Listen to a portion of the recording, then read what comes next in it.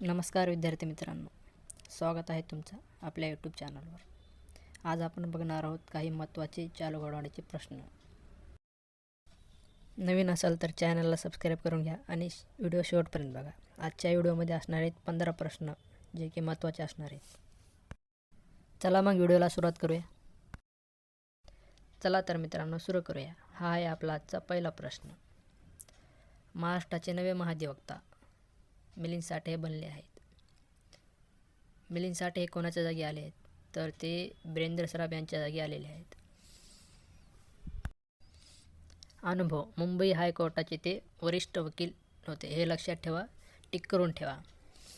तर महाधिवक्ता या पदाची नियुक्ती करतात राज्यपाल आणि महाधिवक्ता आपल्या पदाचा राजीनामा देतो राज्यपालाकडे। भारतीय संविधानातील कलम 165 नुसार महाधिवक्त्याची नियुक्ती करतात आणि महाधिवक्त्याचा कार्यकाळ निश्चित नसतो। जोपर्यंत राज्यपालाची इच्छा आहे तोपर्यंत तो पदावर राहू शकतो। मित्रांनो, हा प्रश्न पोलीस भरतीला पडण्याची दाट शक्यता आहे, हा लिहून ठेवा। चला तर हे आहे आपला पुढचा प्रश्न। सर्वात तरुण स्वयंनिर्मित महिला अब्जाधीश कोण बनली आहे? तर या प्रश्नाचं उत्तर आहे लुआना लोपेस लारा। पुढचा प्रश्न: कोणत्या राज्यात असलेल्या दुधवा व्याघ्र प्रकल्पाचा बफर क्षेत्रात पहिल्यांदाच इंद्रधनुष्य पाण्याचा साप आढळला आहे? तर या प्रश्नाचं उत्तर आहे उत्तर प्रदेश। पुढचा प्रश्न: फिफा शांतता पुरस्कार मिळवणारे पहिले व्यक्ती कोण ठरले आहेत? या प्रश्नाचं उत्तर आहे डोनाल्ड ट्रम्प। पुढचा प्रश्न: भारतातील परदेशी गुंतवणूकदारांसाठी SWAGETFI म्हणजेच स्वागत FI फ्रेमवर्क कोणत्या संस्थेने सुरू केला आहे? तर या प्रश्नाचं उत्तर आहे सेबी।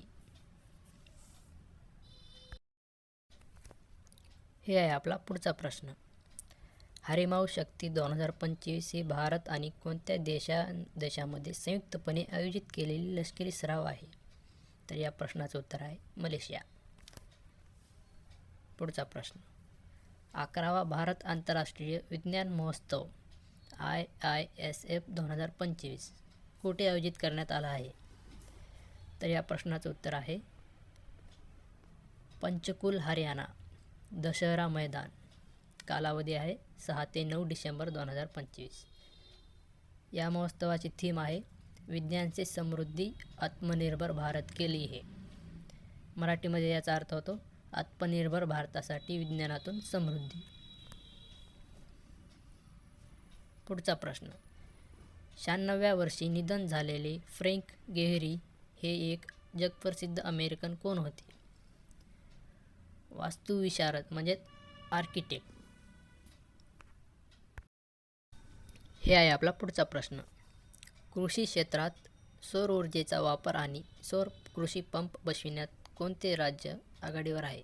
या प्रश्नाचं उत्तर आहे महाराष्ट्र।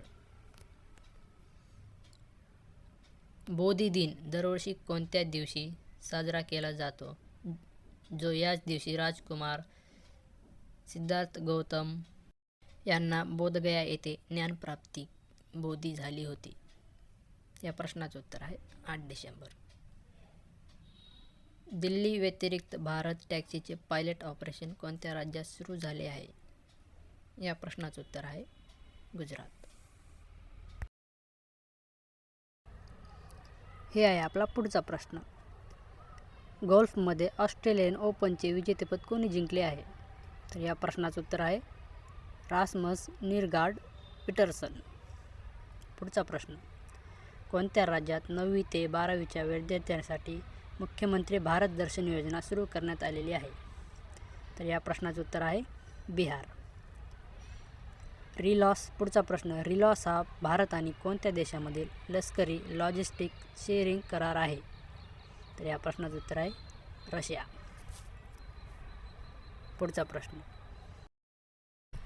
जेरुसलेम मास्टर्स 2025 बुद्धिबळ स्पर्धेचे विजेते कोण ठरले?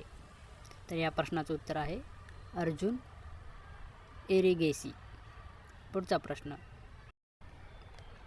बिग बॉस शोच्या 19व्या पर्वाचा विजेता कोण ठरला आहे? तर या प्रश्नाचं उत्तर आहे गौरव खन्ना. हा आहे आजचा शेवटचा प्रश्न. फ्री वायफाय देणारी महाराष्ट्रातील पहिली महानगरपालिका कोणती? मित्रांनो, या प्रश्नाचं उत्तर तुम्हाला द्यायचं आहे, कमेंटमध्ये करून सांगा. व्हिडिओ आवडला असेल तर लाईक करा, शेअर करा आणि सबस्क्राईब करा.